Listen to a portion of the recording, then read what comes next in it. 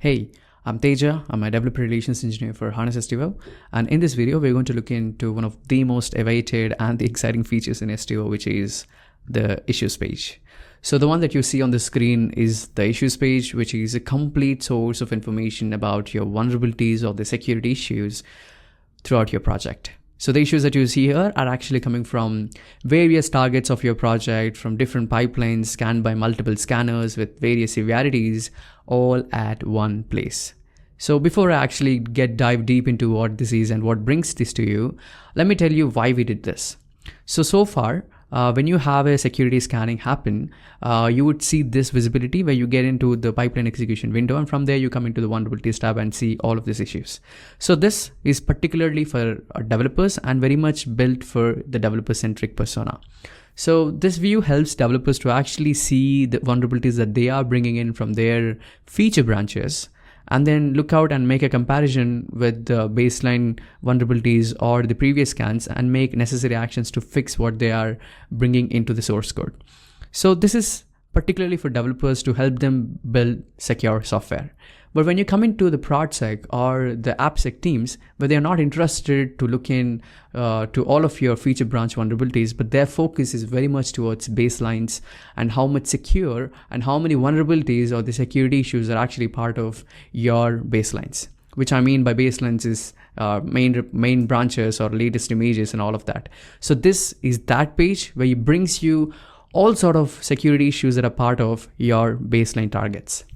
So with that being said, you can look out the big number on the screen, which says around there are like 5,000 plus issues part of a project.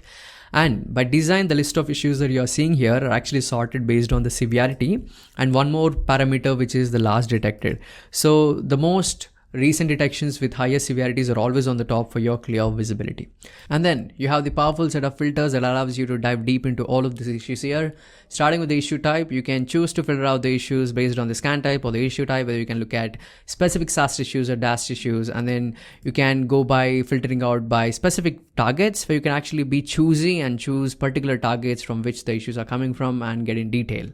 From there, you can also filter out by the target type, where it will allows you to get in a little more broader by looking at the issues coming from containers or instance or the repository types and everything.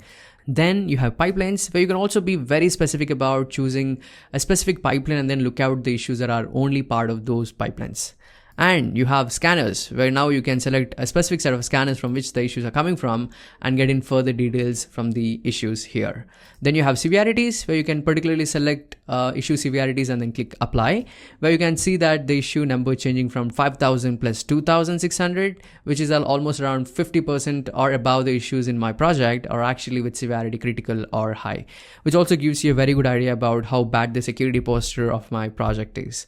And then you have the filter to filter out based on the exemption status of your issues. So you can choose the exemption status where it's pending, approved or rejected, and then you should be able to find the issues of that particular status. Then you have the search bar, where you can clearly search out the issues based on the issue title, description or reference identifiers. Now let's get into the actual issues page here. And from here, at a quick glance, you can look at the issues are placed based on the severity, then the issue type, then you have the issue title. From there, you have the targets impacted as a column, where you can see the list of the number of targets that are impacted along with the number of occurrences part of this particular issue. Then you have the last detected details along with the external tickets or the Jira ticket details that are already attached here to look in. If there are no tickets, you don't see an item here. Then you have the exemption status of this particular issue. And from here, with a particular issue item, you have a couple of options where you can create an exemption request or create a ticket. Starting with an exemption request, you can click on request exemption, and that will give you the details that you need to fill in for creating an exemption request.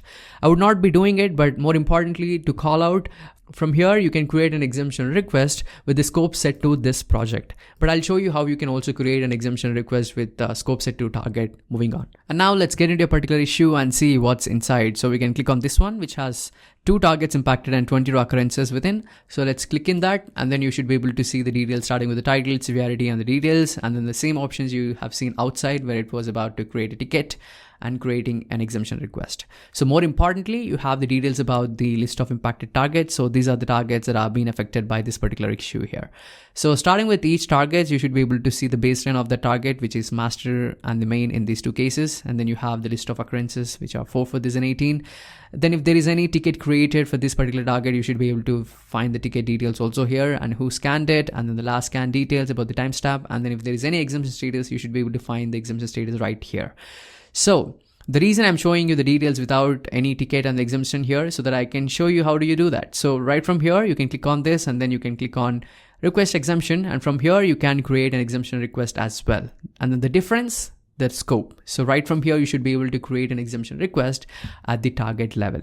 And then from the issues page where it was about only the project scope. So you can clearly fill in all the details and create request. And then you have the option to create a ticket. So then once you have it created, you should be able to finding in right here along with the status of the Jira ticket attached. So then the more important and the exciting one, where you should be able to find the view execution results right from the target. So as you click in, you will be taken to the actual pipeline execution window. From there, it will take you to the actual vulnerability tab and open up the issue right here. So here you go. So one quick difference I also wanted to say as I see the Harness AI here. So here in the vulnerability tab, you can see the Harness AI details coming in, but when you get into the actual issues page and click on a particular target to get in more details, and you shouldn't be finding Harness AI anywhere in the issues page. And it is by design where Harness AI is particularly integrated in the vulnerabilities page, but not in the issues page, where it is heavily focused for developers persona, allowing them to quickly fix issues and ship secure software. So coming back here, you can click on the particular target to get in the target details, the tracing off from issues to the target and the details, along with the 4 occurrences and the severity and the line numbers. So this table is pretty similar that you find from the vulnerabilities tab, where these details change based upon the issue type. For SAST, you find these details, but when you find a different issue type, you should be finding a different table with different columns. And further, you can click on a particular occurrence, and from there you should be able to find the traces along with the details. And here you have the remediation, but it is only from the scanner. We are not providing the Harness AI as mentioned, but you should be able to find any remediation that is provided by the scanner itself. Along with, you have the occurrence raw details for any of the users that you can utilize. So you have the navigation where you can switch between or move across the different occurrences part of your target. So yeah, one other important feature and the capability that you can do from the issues page, where you should be able to respond to the exemption request. So I can just get into some of the pending exemption requests and click apply, where you should be able to find the list of all the pending exemptions. And from here, based upon your permissions and the level of access that you have in different levels, starting from project, organization, and account, you should be able to respond to this exemption request right from the issues page. So from here, you can choose to approve or even reject. When you choose to approve, based upon your permissions again, you can approve it for the project level, organization, or account. So to talk about some of the current limitations about this page, the issues page is currently titled to the project, which is very specific to the project scope, but not available currently for the organization or the account scope.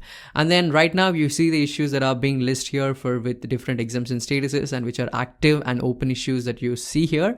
But the remediated and the history of all the past issues are not shown, which is a coming up feature in the near time. So yeah, this is how you can leverage the issues page for a larger visibility into your security posture and all of the issues at one place. Thank you.